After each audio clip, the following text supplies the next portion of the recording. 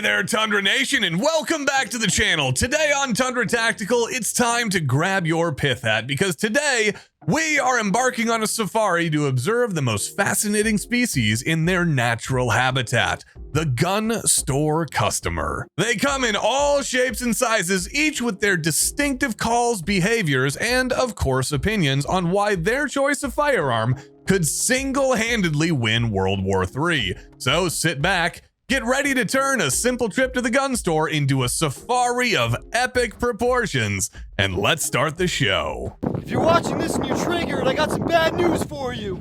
You're probably a keyboard warrior.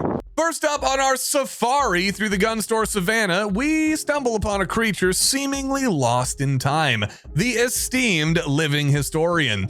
Clothed in a blend of wool so scratchy it gives you a case of sympathetic eczema, this historic garb isn't just a fashion statement. It is, in fact, an early attempt at chemical warfare. Permeated with the cloying odors of old man BO and the gaseous remnants of hardtack, an impenetrable bubble shield wafts around him that would make even the most ruthless Terminids scurry for cover.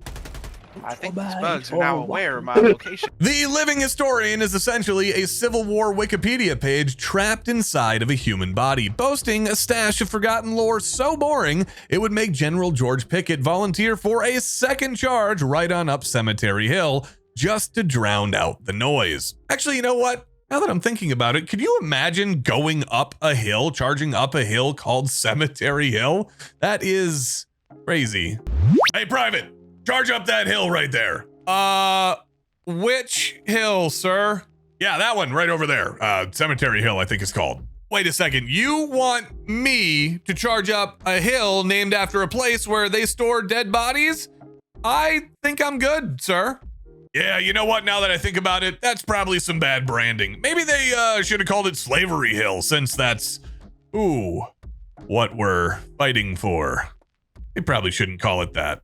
Yeah, I've been doing some thinking. How about instead of charging up hills and taking cannonballs, I don't know, to like the chest, what if we traded in our horses for something souped up like a carriage, slap some numbers on them and make them go real fast and just have them turn left for like hours? Oh yeah, hey, and we could call it the Gettysburg 500, you know, and get folks to cheer for their favorite driver, you know, instead of their state's right. Well, you know. This is gonna be huge in the South. And that, ladies and gentlemen, is how NASCAR was invented. Probably. If you think it had something to do with bootleggers, well, then you're the reason the gene pool needs a lifeguard. Today's subject is slavery. The living historian worships at the altar of the black powder gods, convinced that the musket, well, it's the pinnacle of firearms and firearms technology. Of course, they own many variants of the Springfield Model 1861 and treat the AR-15 like it's a heretical contraption conjured up by time-traveling sorcerers. They are often the first to say, I support the Second Amendment, but... This is what you're doing. This is what I want you to do. Any questions? Did you just tell me to shut up? Yes, you catch on straight away. Let me stop you right there. Pump the brakes, buddy. The fact that you smell like 3-day-old ass doesn't add a but to the Second Amendment. Of course, that but will be followed up with a statement more confusing than the existence of Nancy Pelosi erotic fan fiction. Ugh. Ugh. That is one of the worst things that I have been forced to read as part of this channel. I am disgusted and horrified at the same time. It's just disgusting. I hate the fact that Steve wrote that. That bothers me. If confusion were a sport, this guy right here would be Usain Bolt running laps around logic. Ask them about modern rifles and they'll look at you like you just suggested replacing their precious black powder with unicorn farts. It's like they think progress is a dirty word spelled with 4 letters, kind of like our sponsor, CMMG. Hey, if you want something that will actually run and was made to standards, then you should check out CMMG and their new Mark 47 Descent, available in 16-inch and now 12.5-inch variants. Combined with these zeroed muzzle devices that come as standard, this is truly the next step in innovation for the fans of the 7.62x39 cartridge. If that's not your style, CMMG has something for everybody, from your standard ARs to 22 conversion kits and heck, even the 5.7 Banshee. CMMG has all your needs for quality guns to fit any role, so go click the link in the description below and get yourself an upgrade today. Oh yeah, don't forget to tell them Tundra sent you. Ah yes, as we move past our last encounter, hoping to simply shop in peace, we find the brand Loyalist right here. The unhinged zealot of the Church of insert brand here, but let's be honest, it's probably Glock. Imagine the vigor of a Las Vegas street preacher, but instead of salvation, they're hawking loyalty to an arms manufacturer with the kind of devotion usually seen in doomsday cults and multi-level marketing scams. Big Daddy Unlimited, anybody? Suck it, nerds. Nobody loves you. You're adopted. He's out of line, but he's right. Sporting more logoed gear than an esports team sponsored by Raid Shadow Legends, they are living, barely breathing billboards. You mistakenly thought that they worked at the store, and upon soliciting their help, you were met with a barrage of unhinged fanboyism. Their basement is a shrine to the greatest gun manufacturer ever, the one they like. The brand Loyalist has even tattooed their favorite brand's emblem in a place that only their spouse and the ER will sadly ever discover. On that successful third date, Mrs. Brand Loyalist did wonder what a goal was. Shrinkage, my friends, is a real To these disciples of the single brand, every other gun maker is just turning out blasphemous junk or overpriced garbage not fit for a third world pirate. Actually, now that you mention it, where is the second world? I've always wondered that, because you have the first world and you have the third world all the time. It's everywhere. But where is the second world? Good morning, Vietnam! Dare to whisper the name of a rival manufacturer and behold their face as it twists as if you slapped their grandmother while proposing pineapple belongs on pizza. Their brand isn't just the best, folks, it's holy canon, and they are the most obnoxious apostle, ready to wage an inquisition on any heretic daring enough to suggest that there might just be alternatives. Nobody expects the Spanish Inquisition. Engage a brand Loyalist in a debate, and you will find more open-mindedness at a Moms Demand action rally in Portland. They own every generation of Glock 19 ever made, and if you even hint that they broaden their horizons, well, that's akin to suggesting a vegan barbecue. It's offensive, unwelcome, and an invitation to fight in 36 states. What's going on out here?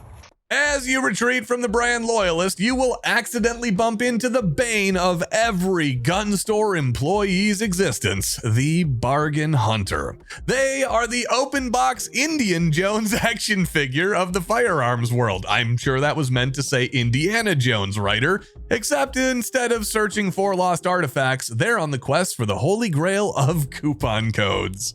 Here's a coupon. Whoa, look, pal, I don't take coupons from giant chickens. Not after last time. You can spot them a mile away, sniffing around the counter like a bloodhound on a convict's trail, convinced that beneath the tagged price lies a secret real price. Now, they refuse to pay Hollywood madam rates when they know your mom will do it for 2 bottle caps and a nickel right out in the back alley. I just thought maybe it would be a little shocking to you. Oh, well, gee whiz, you think so, Mom? This character operates under the belief that the store's pricing strategy is more cryptic than the Da Vinci Code, and they alone possess the Rosetta Stone to crack it. Actually, now that I think about it, Rosetta Stone, huh? Maybe they should do a sponsor for us. What do you think, Kush? Buenos dias, me amo Tyler. We probably can't use it if I use that accent, huh? I'll record it normal in an alternate direction. Buenos dias, me llamo Tyler. Rosetta Stone, Duolingo, I'm muy bueno. Buenos dias, me llamo Tyler. Rosetta Stone, Duolingo, I'm muy bueno and available. Well, took you long enough. They treat every single transaction like a high-stakes poker game, ready to bluff, cajole, and wheedle their way into saving $1.50. Of course, they carry a tourist judge because there's no better deal out there than 2 firearms in 1. Watch in awe as they unleash an onslaught of negotiation tactics that would leave a used car salesman staggering in admiration and sheer exhaustion. The bargain hunter is undeterred, firm in their conviction that somewhere hidden in the fine print is an offer so good it would make the store manager weep. Little do they understand, the only thing weeping is the employees and their fellow customers trapped inside the gravitational pull of this person's ceaseless haggling. Calculating an escape vector, you move through the gun store jungle in search of something new and interesting. And then there you see it, beckoning to you like PSA, assembling their legions of fans to announce a gun that won't be available for another 6 years. It's your dream gun. Now, this has been your white whale for a few years now, and finally, you've got it in your hands. As you reach down for your wallet to make it official, a chill runs down your spine. The room suddenly becomes hazy, and that, my friend, is when you'll meet the one-upper. You know what's worse than a Debbie Downer? A one-upper. I get a mosquito bite. She has the Zika virus and Ebola.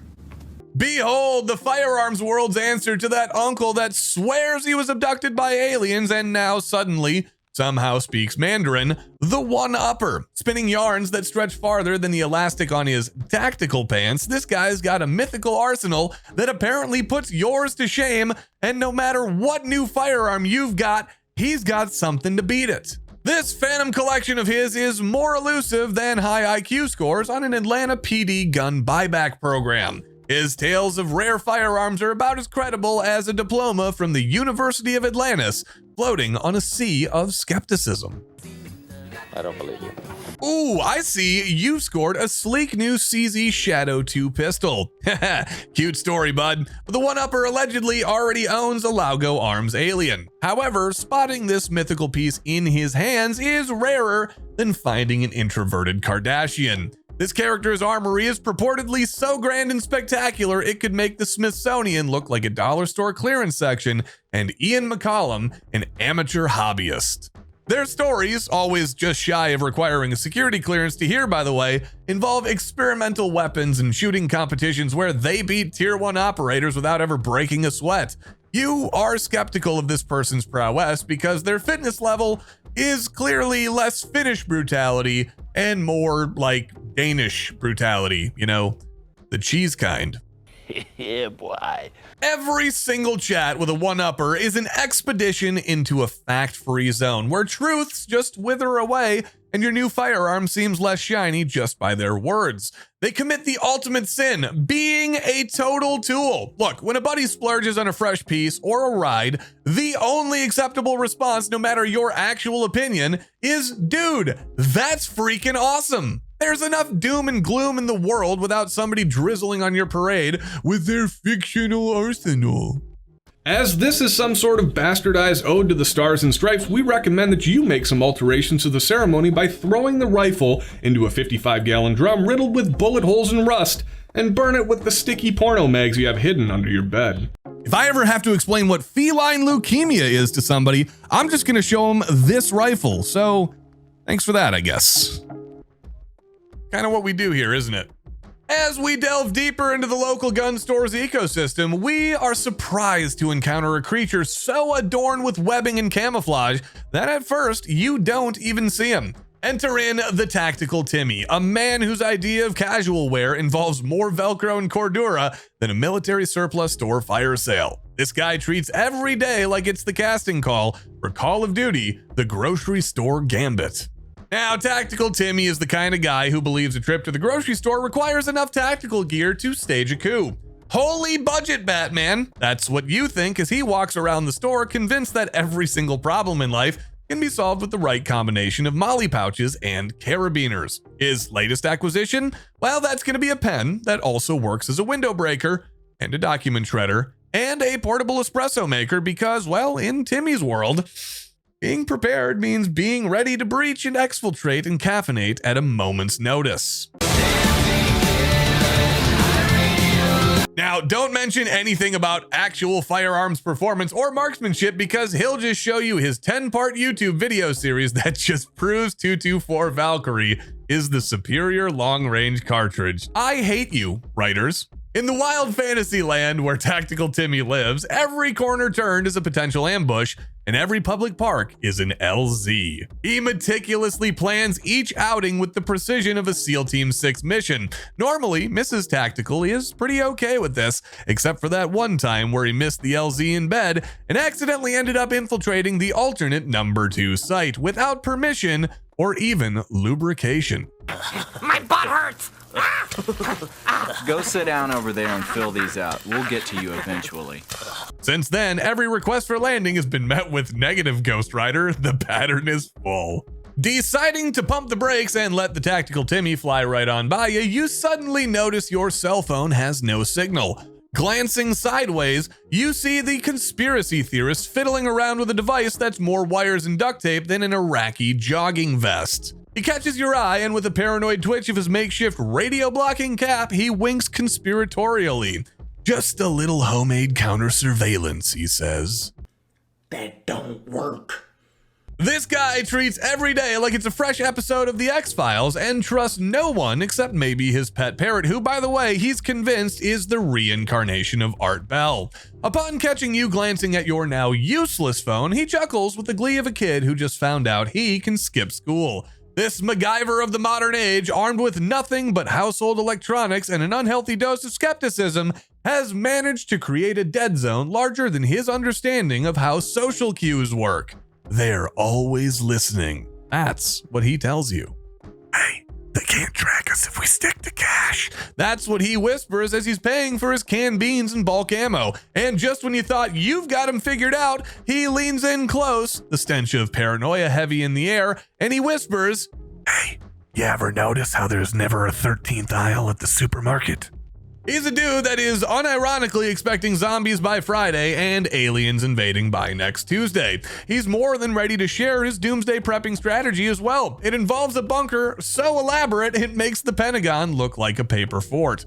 His primary firearm is a Ruger 1022 because the internet forums said it was the ultimate prepper rifle.